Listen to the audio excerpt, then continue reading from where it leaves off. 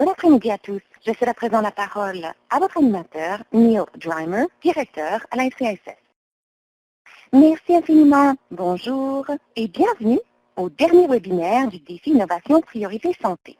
Je suis Neil Dreimer et je suis directeur de l'équipe de défi de la FCISS et je suis très heureux de me joindre à vous aujourd'hui pour animer le dernier webinaire de notre série.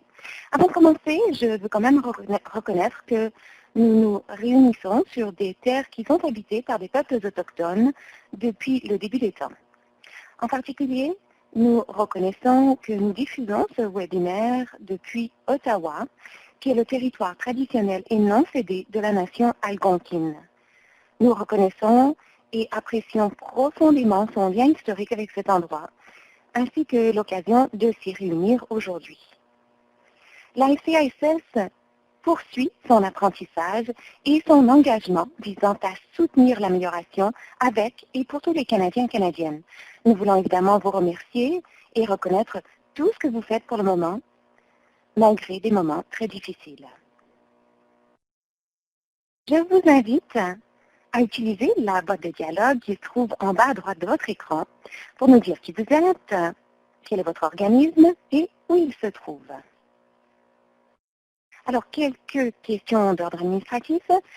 Comme toujours, nous sommes heureux d'offrir toutes les activités du défi Priorité Santé dans ce webinaire dans les deux langues officielles. Si vous souhaitez écouter l'audio en français, veuillez composer le numéro indiqué dans la boîte de dialogue.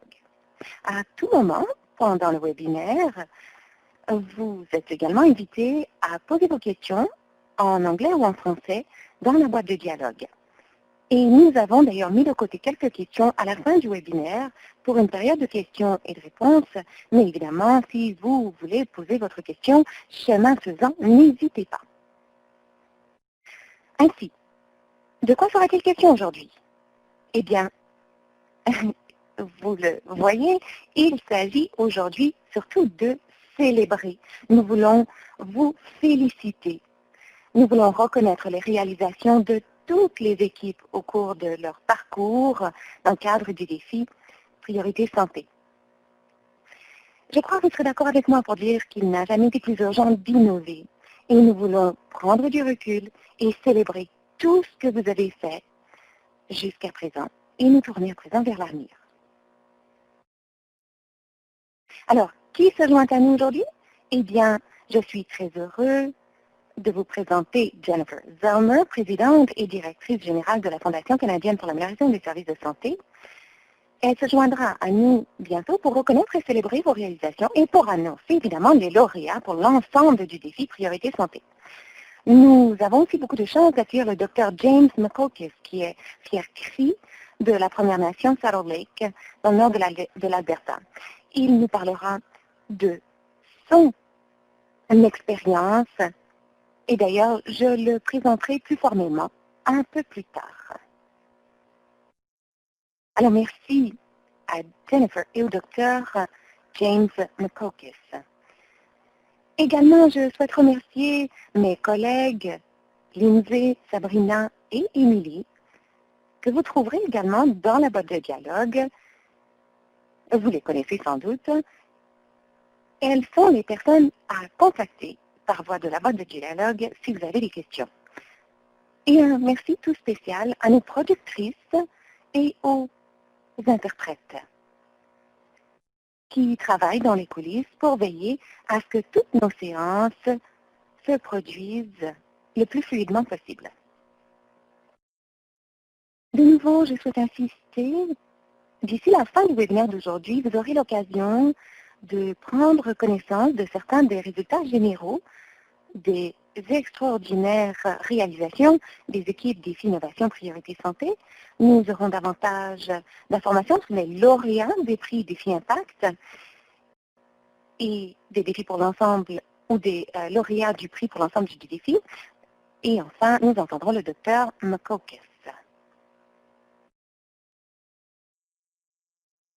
Sur cette carte, vous voyez les 33 équipes de tout le pays qui ont travaillé ensemble à l'amélioration de l'accès à la santé mentale ainsi qu'aux soins à domicile et de proximité.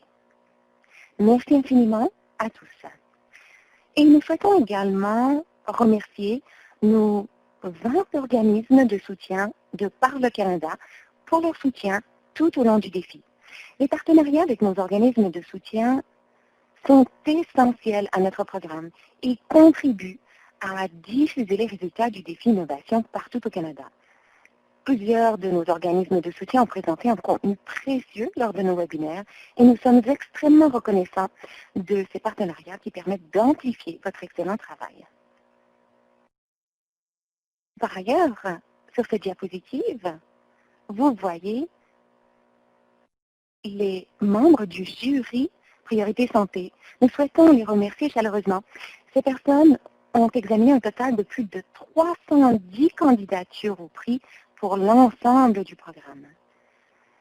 Ces personnes ont pris du temps, malgré leur emploi du temps chargé, se sont portées volontaires pour fournir des commentaires importants et juger votre travaux. Le programme ne pourrait réussir sans ces personnes. Ainsi, nous souhaitons souligner leur contribution. De nouveau, voici à quoi ressemble votre cheminement qui a commencé en avril 2019 et nous voici aujourd'hui. Le temps file, n'est-ce pas? Malgré la pandémie. Alors, nous en sommes à la toute fin du défi Innovation Priorité Santé. Je sais que vous avez fait face à une situation sans précédent et, comme je disais plus tôt, nous souhaitons vous remercier d'avoir continué d'offrir des soins de la plus grande qualité partout au pays, tout au long de ce cheminement. Sur ce, nous souhaitons féliciter les lauréats de notre premier prix, les prix Impact. Les prix Défi Impact visent à saisir l'impact du projet, de vos projets, sur les besoins des patients et les résultats. Alors, les lauréats pour les soins à domicile et de proximité, 3 lauréats qui recevront 10 000 $ chacun. Alberta Health Services, zone d'Edmonton. Le centre hospitalier pour enfants de l'Est d'Ontario, CHEO, navigation pour les familles, et CBI, soins à domicile. Et les 3 lauréats pour la catégorie santé mentale et toxicomanie sont l'hôpital Joseph Brant en Ontario, Calgary Foothills Primary Care Network et le centre Sunnybrook des sciences de la santé, également en Ontario. Alors, de nouveau, félicitations à vous tous. Et pour poursuivre notre lancée, je cède à présent la parole à Jennifer Zellmer, présidente directrice générale de la FCISS. Jennifer, à vous. Merci, Neil. Très heureuse de pouvoir féliciter le groupe. Je me joins à vous, moi aussi, d'Ottawa. Ainsi, je souhaite reconnaître que moi aussi, je me joins à vous depuis le territoire traditionnel non cédé de la nation algonquine, un territoire habité par des populations autochtones depuis le début du temps. Même virtuellement, nous pouvons nous réunir et c'est formidable, n'est-ce pas? Alors, nous avons beaucoup de chance car nous avons cette occasion unique de vous féliciter, d'envoyer nos félicitations depuis la FCISS, récemment amalgamée avec l'ICSP. Ainsi, nous souhaitons vous remercier tout un chacun pour le travail formidable que vous avez fait tout au long de ce défi. Nous sommes très heureux de pouvoir faire cette annonce aujourd'hui, car c'est le début de la semaine de l'innovation canadienne qui reconnaît les innovations de tous ordres au Canada. Et jamais n'a-t-il été plus important de souligner les innovations et de permettre de renforcer la résilience des systèmes de santé. Je sais que les moments sont très difficiles. Ainsi, je souhaite souligner votre travail assidu qui vise à réagir aux besoins de votre communauté et de voir comment le faire de manière créative pour que vous puissiez prodiguer des soins de qualité aujourd'hui comme demain. C'est intéressant car l'objectif des défis Priorité Santé ont commencé en 2019.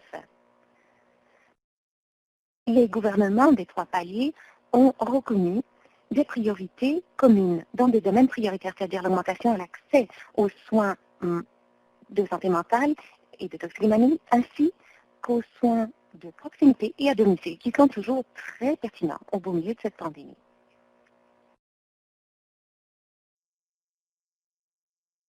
Nous avons donc identifié des partenaires de partout au Canada et en avril 2019, nous avons lancé ce programme qui a permis au total de joindre plus de 8 152 patients. Et je sais que ce travail continuera de toucher davantage de patients à l'avenir. Non seulement dans le cadre de ce programme, mais également au-delà. Et cela vous a permis aussi d'apprendre les uns des autres, de partager vos expériences, de vous épauler et d'amplifier vos résultats. Alors, félicitations à vous tous. Félicitations d'avoir réussi à vous entraider par l'entremise des webinaires, entre les webinaires, et d'avoir travaillé main dans la main pour assurer ces innovations partout au Canada et en dépit de cette pandémie. Vous savez, chacune des équipes travaille dans des domaines qui rejoignent les indicateurs rejoints par nos gouvernements. Ainsi, je voulais commencer par quelques résultats clés à souligner, à commencer par la santé mentale et la toxicomanie. Nous avons amélioré, grâce à vos travaux, la sensibilisation, la navigation, on a réduit les temps d'attente et on a permis d'améliorer les services d'urgence. Vous voyez à l'écran quelques résultats réalisés par certaines équipes. Réduction du temps d'attente, dépistage plus rapide et amélioration de l'accès aux services dans une période plus courte suite à la première admission. Ensuite, nous avons des équipes qui ont travaillé sur la détresse des proches aidants et nous avons d'ailleurs des résultats fracassants à vous présenter à cet écran. On voulait vraiment souligner non seulement l'impact des projets directement, mais également au nom de tous ceux qui en ont tiré parti et qui en tireront parti à l'avenir. Nous souhaitons vous remercier et souligner vos efforts. Le travail que vous avez fait et que vous continuez de faire permettra de faire des petits. Alors, merci infiniment et félicitations à tous. Et à présent, il est temps de passer au lauréat pour le prix pour l'ensemble du défi. 474 000 $ ont été accordés aux équipes pour les 2 volets d'activité. Et nous avons consacré un travail incroyable pour améliorer l'accès pendant cette période de temps. Si je pouvais avoir un roulement de tambour, je le demanderais maintenant.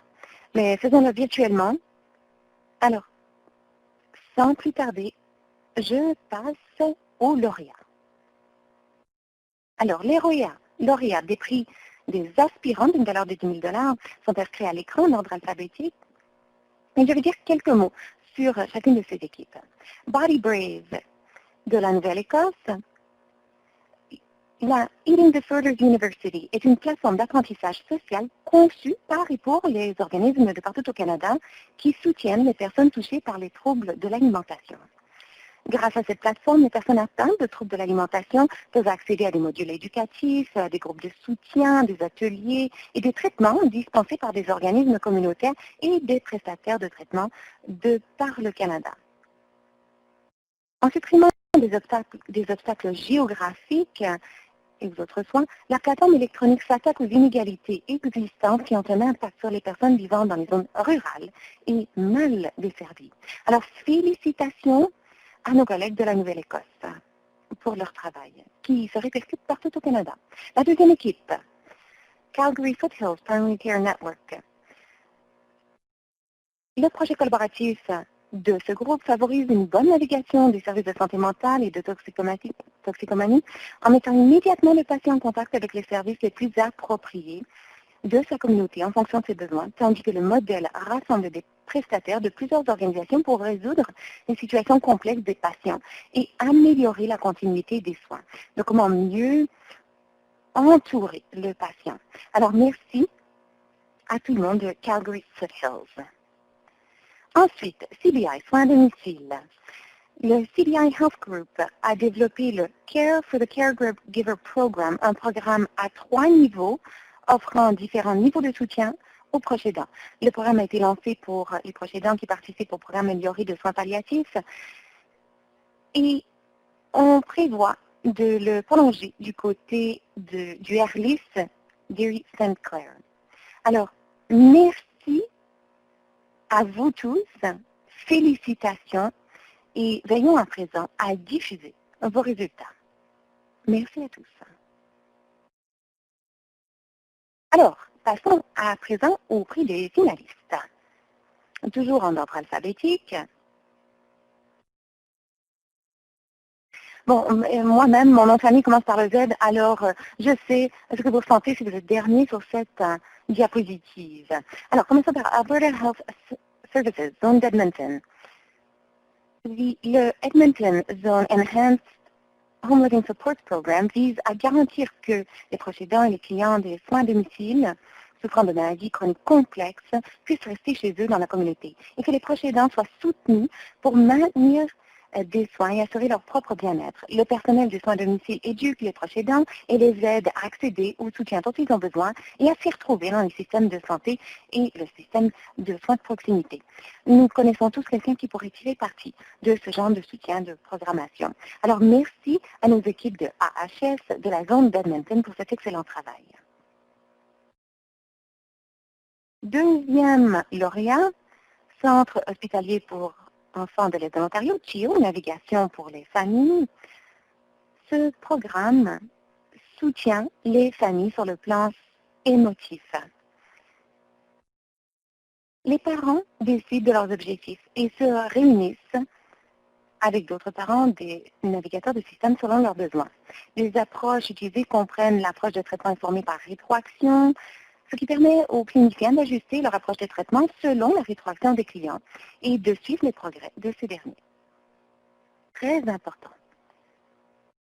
Les familles font face à des défis importants et donc ce soutien est indispensable. Enfin, le dernier mais non le moindre, l'hôpital Joseph Brant, l'équipe FAST. L'hôpital Joseph Brant a dirigé l'élaboration d'un modèle de santé mentale et de toxicomanie multi-agence appelé FAST. Le FAST est un modèle de prestation de services innovants et intégrés à l'échelle du système. Son objectif est de fournir des soins les plus pertinents en matière de santé mentale et de toxicomanie grâce à une évaluation, une intervention en temps utile, tout en évitant les visites inutiles aux urgences et les admissions à l'hôpital. Également, c'est très important en permanence, mais la pandémie a souligné l'importance accrue de ce travail. Merci infiniment à tous nos collègues de Joseph Brant et à l'ensemble des équipes pour les résultats que vous avez réalisés jusqu'à présent. Et je sais que tout le monde se joint à moi pour vous féliciter. Et d'ailleurs, vous pouvez contacter ces équipes si vous voulez davantage de renseignements. Et enfin, voici notre équipe championne pour le défi d'ensemble. Alors, très heureuse d'annoncer que le prix de l'équipe championne d'une valeur de 60 000 $ est décerné à Sunnybrook. Le projet de navigation familiale de Sunnybrook est un service gratuit et à but non lucratif destiné aux jeunes de 13 à 26 ans. Il est conçu pour guider les patients dans leur plan de soins et réduire les obstacles à la transition des services et l'accès en temps voulu. Le modèle est conçu pour réduire les obstacles à l'accès en créant des relations significatives avec les familles, ainsi que de les faire participer tout au long du processus de soins. Et dans certains cas, en travaillant avec elles, où les jeunes ne sont pas motivés à accéder aux soins ou qui n'ont pas envie d'y accéder.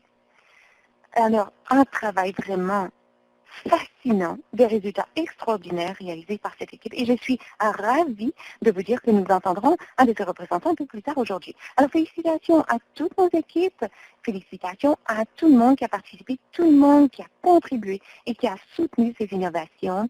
Et à tous ceux qui seront inspirés par ce travail à l'avenir. Neil, je vous cède la parole pour la suite de ce webinaire. Merci infiniment, Jennifer, et de nouveau félicitations à toutes nos équipes. Alors, j'ai maintenant le plaisir de passer la parole à notre équipe lauréate, le Dr Anthony Lavitt et le directeur médical de Sunnybrook derrière le projet de l'équipe championne. À vous, Dr Lavitt, peut-être pouvez-vous décrire votre projet et nous en dire quelques mots supplémentaires. Thank you very much. Can you hear me okay? We can. Thanks so much. Please go So, ahead. just taking 5 minutes to talk about something I'm so very passionate, it's like handing me a bowl of potato chips and saying, just take one. So I will try and contain my comments to 5 minutes. So yes, the Family Navigation Project is a free service, it's philanthropically funded.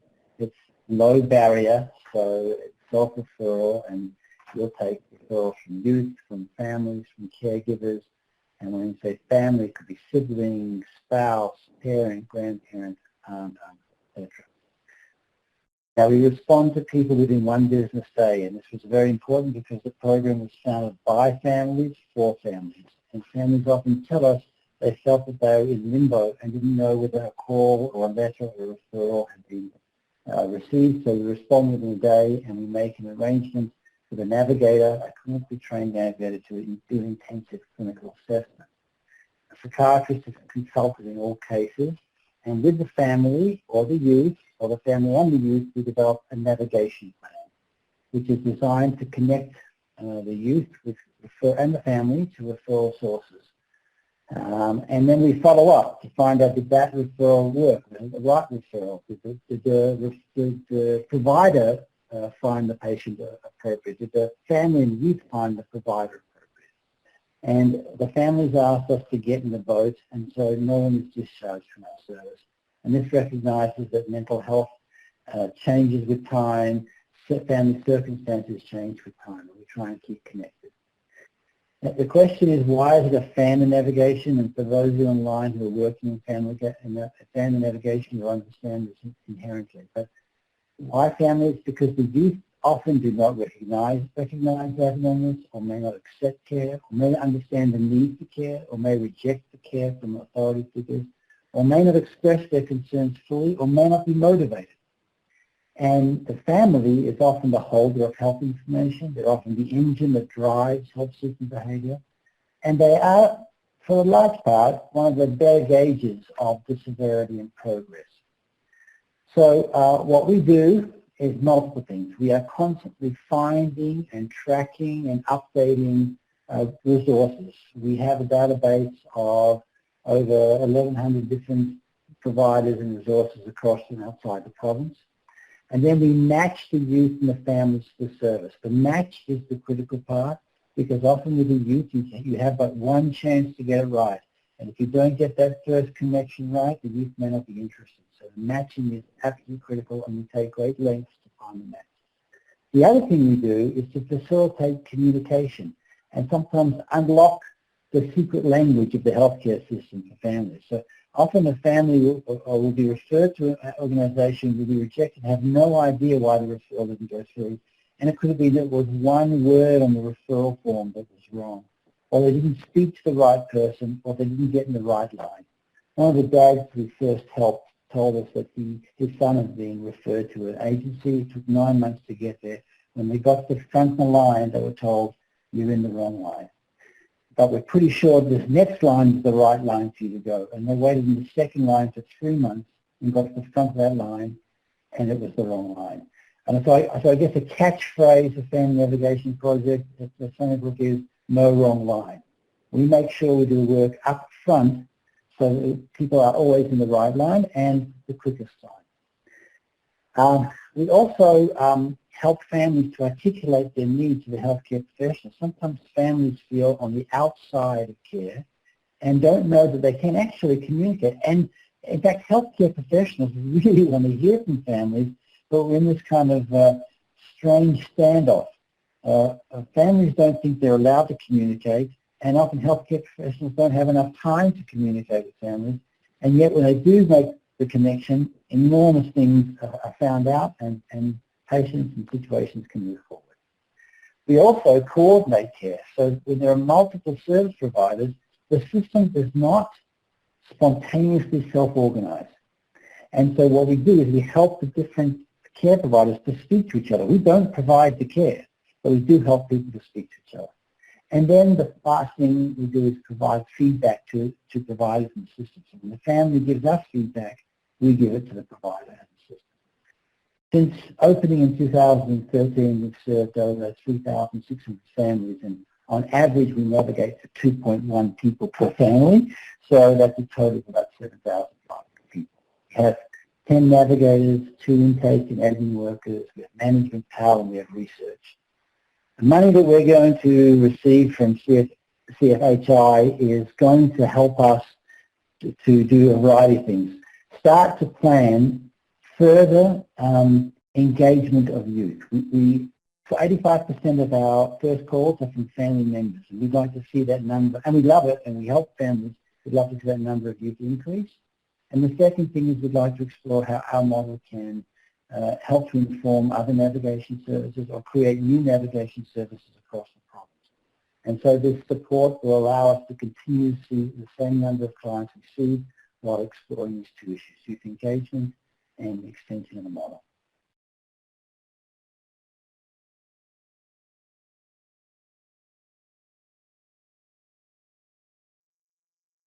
Merci infiniment, Dr. Levitt, et merci d'avoir prononcé quelques mots sur les travaux très importants réalisés par votre programme, ainsi que ce que réalise votre équipe pour combler les déficits du système, pour soutenir les familles qui ont besoin de soutien.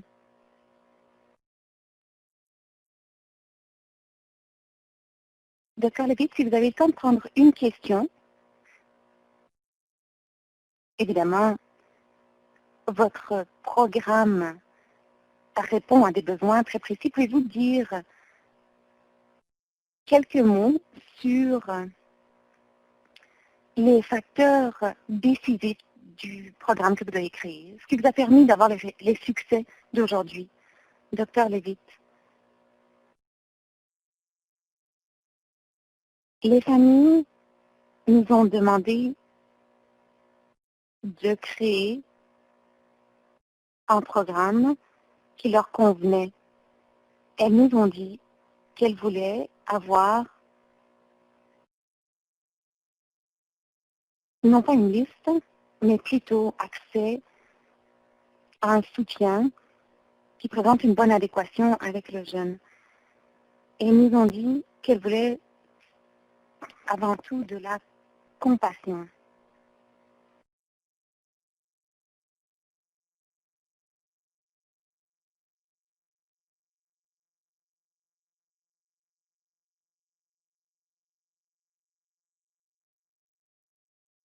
Malheureusement, l'interprète n'entend pas l'intervention du Dr. Levitt.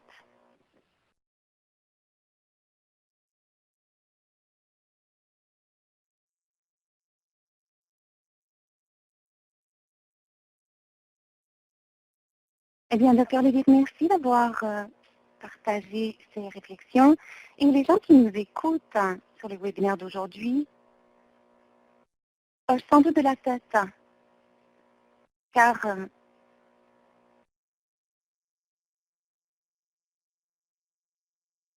il est vrai, nous reconnaissons tous qu'il faut écouter nos bénéficiaires davantage. Alors, merci infiniment. Gardez-nous au courant de vos progrès. Alors, pas seulement Fanny Burke, mais toutes les équipes. Dites-nous comment vous pouvez continuer ce défi au-delà de notre programme. Alors, merci infiniment, Dr. Levitt.